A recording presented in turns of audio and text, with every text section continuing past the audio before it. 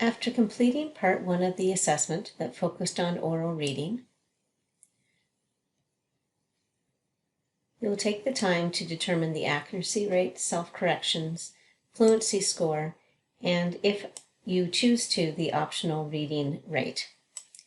Following that, you'll begin part 2 of the assessment, which is the Comprehension Conversation. We want comprehension assessment to sound like meaningful conversation and not an interrogation. The conversation will be short, but each reader needs a chance to say what he or she thinks. The purpose of the comprehension conversation is to gain behavioral evidence of a student's understanding. Begin with the prompts in the Thinking Within the Text section. The prompts ask the student to summarize the story, for fiction, or to summarize the important information in nonfiction texts. The purpose of these general prompts is to open a conversation that allows you to see what the text has prompted the student to think. Be sure the student understands that he or she is expected to talk. Some readers may think they are supposed to just listen or answer questions. You can follow up a prompt with a statement like, "Say more about that." "Tell me more." "Why else?" "Why?" to get a student to talk more easily.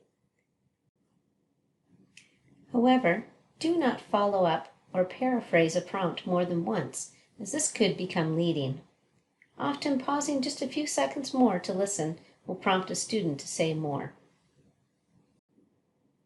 Continue the conversation using the prompts as needed to elicit the key understandings in the recording form. The key understandings are categorized and provide evidence what the reader is thinking.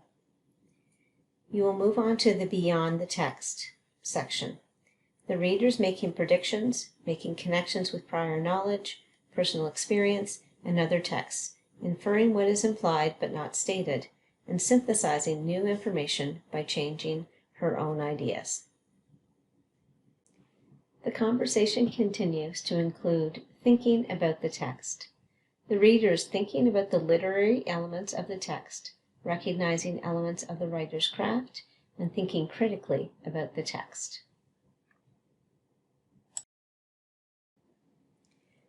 Here's an example of an assessment done for Isaac in Level I.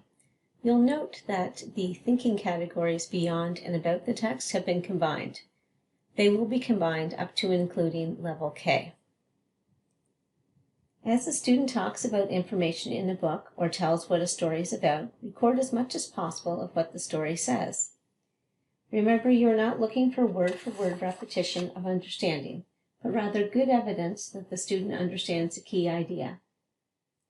If the student does not mention some of the key understandings on their own, use the prompts to probe further. Ask the student to talk more about a topic if needed. Do not judge the response lower because you needed to prompt the thinking. Prompted responses are just as correct as spontaneous ones. At the same time, be self-aware of the extent you might be suggesting or pulling the answer out of the reader. Use the prompts in a conversational way, and if they don't elicit a response, move on. It is acceptable for a student to search back in the book for answers to prompts if the student initiates the action. Leave the book in front of the student, but don't make the suggestion. If the student reads the text directly from the book in response to a prompt, ask them to answer in their own words. When scoring the comprehension conversation, you should have your rubric handy.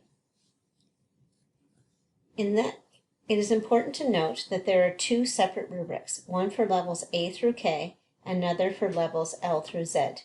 This is because the levels A through K, students are not yet adept at thinking about and expressing complex understandings of authors' crafts.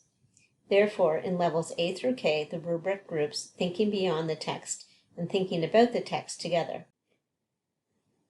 Use the appropriate rubric and the comprehension scoring key provided on the recording form to judge the degree to which a student has demonstrated understanding of the key ideas in thinking within, beyond, and about the text.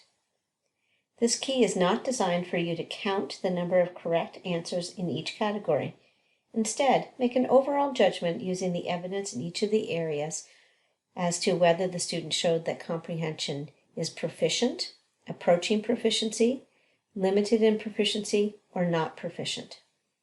As you circle the scores on the recording form, be sure you have clear evidence of understanding, as this score will be an important indicator of the kind of teaching you will need to do later. In this example for Isaac, he read a level I.